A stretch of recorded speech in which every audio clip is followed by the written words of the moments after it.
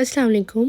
آج میں آپ سے بات کروں گی تھائرائڈ کے بارے میں۔ تھائرائڈ کیا ہے؟ تھائرائڈ گردن کے قریب تتلی کی شکل میں ایک غدود ہوتا ہے۔ یہ غدود ایسے ہارمونز پیدا کرتا ہے جو دل، دماغ اور جسم کے دیگر حصوں کو صحیح طریقے سے چلاتا ہے۔ یہ جسم کو انرجی کا استعمال کرنے کے قابل بناتا ہے اور اسے گرم رکھتا ہے۔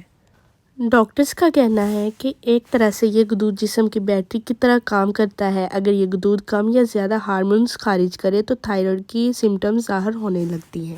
اب ہم بات کریں گے کہ تھائرائڈ کی ٹائپس کتنی ہیں، مطلب تھائرائڈ کی کتنی اقسام ہیں۔ جب تھائرائڈ گلینڈ جسم کے لیے مناسب ہارمونز پیدا نہیں کر پاتے تو اسے ہائپو تھائرائڈزم کہتے ہیں، یعنی ایک جیسے کھلونے کی طرح ہوتا ہے جس کی بیٹری مر چکی ہے۔ ایسی حالت میں جسم پہلے کی طرح کام نہیں کرتا اور اس کے مریض جلد تھک جاتے ہیں، مطلب ان کی پرفارمنس صحیح نہیں رہتی۔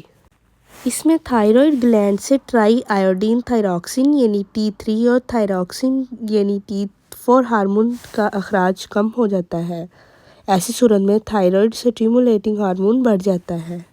اگر یہ غدود زیادہ ہارمون پیدا کرنے لگے تو اس سلسلے میں ہائپر تھائرائڈزم کہا جاتا ہے۔ ایسے میں مریضوں کی حالت اس شخص جیسی ہو جاتی ہے جیسے کسی نے کیفین لی ہو۔ تیسری حالت تھائرائڈ گلینڈ کی سوجن ہے، مطلب جو گردن والا ایریا ہوتا ہے جدھر تھائرائڈ گلینڈ ہوتا ہے وہ اس میں سوجن ہو جاتی ہے، مطلب وہ پھول جاتا ہے۔ اگر یہ دوائیوں سے ٹھیک نہیں ہوتا تو اس کے لیے سرجری کے ذریعے درست کیا جاتا ہے، مطلب اس چیز میں سرجری کی ضرورت پڑ سکتی ہے۔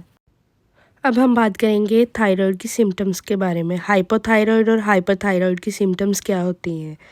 تو ہائپو تھائرائڈ کی سمٹمز میں آتا ہے ویٹ گین، مطلب وزن کا بڑھنا، چہرے ٹانگوں کی سوجن، کمزوری، سستی، بھوک کا نہ لگنا، بہت زیادہ نیند آنا، بہت زیادہ ٹھنڈ لگنا، خواتین کی صورت میں ماہواری میں تبدیلی مطلب irregular پیریڈز، بالوں کا گرنا، ہیئر فال اور حاملہ ہونے میں دشواری مطلب پریگنینسی میں کمپلیکیشنز آ سکتی ہیں۔ تو ہائپر تھائرائڈ کے علامات میں آپ کو بتاتی ہوں۔ ڈاکٹرز کے مطابق کیونکہ یہ ہارمونز کو زیادہ مقدار میں خارج کرتا ہے اس لیے کافی کھانے بھوک لگنے کے بعد بھی یہ وزن میں کمی کا باعث بنتے ہیں۔ اس لیے اس کے سمٹمز میں یہ آتا ہے، اس میں بے چینی محسوس ہوتی ہے، ہاتھ پاؤں میں کپ کپاہٹ سی اور گرمی زیادہ فیل ہوتی ہے، موڈ میں تبدیلی مطلب موڈ سوئنگز ہوتے ہیں اور نیند کا نہ آنا، دل کی دھڑکن میں اتار چڑھاؤ ہوتا ہے اور بینائی میں کمزوری ہوتی ہے۔ طرز زندگی کو بدل کر مطلب لائف سٹائل چینجز کے تھرو تھائرائڈ کو کافی حد تک کنٹرول کیا جا سکتا ہے۔ اس کے لیے متوازن غذا کا لینا بہت اہم ہے۔ کھانے میں پھل، سبزیاں، انڈے شامل کیے جائیں، فاسٹ فوڈ سے پرہیز کریں اور آیوڈین تھائرائڈ کے لیے بہت اہم ہے جو ہارمونز بنانے میں مدد کرتا ہے۔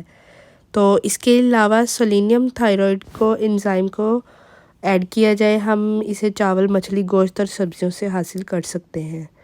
ڈاکٹر کھانے میں کاربوہائیڈریٹس کو شامل کرنے کی تجویز کرتے ہیں، اس میں فائبر زیادہ ہوتا ہے جو ہمیں اناج، سبزیوں اور پھلوں سے ملتا ہے۔ ہائپو تھائرائڈزم میں میٹابولزم کی ریشیو بہت کم ہو جاتی ہے۔ اسے بڑھانے کے لیے کارڈیو ایکسرسائز کرنی چاہیے جس میں جاگنگ، رننگ اور چہل قدمی، ٹریڈ مل وغیرہ شامل ہے۔ اچھی نیند لینے سے بھی تھائرائڈ کو کافی حد تک کنٹرول کیا جا سکتا ہے۔ اس کے علاوہ ڈاکٹرز بھی محفوظ خوراک اور پیکڈ فوڈ سے دور رہنے کا مشورہ دیتے ہیں۔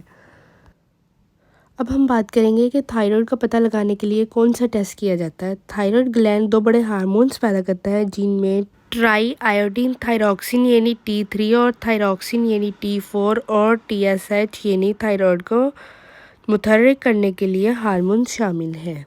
یہ معلوم کرنے کے لیے کہ غدود ٹھیک سے کام کر رہا ہے یا نہیں، تھائرائڈ پروفائل کا ٹیسٹ کروایا جاتا ہے۔ اس کی مدد سے خون میں T3 اور T4 اور TSH کے ہارمون کی ریشیو کا پتہ چلایا جاتا ہے۔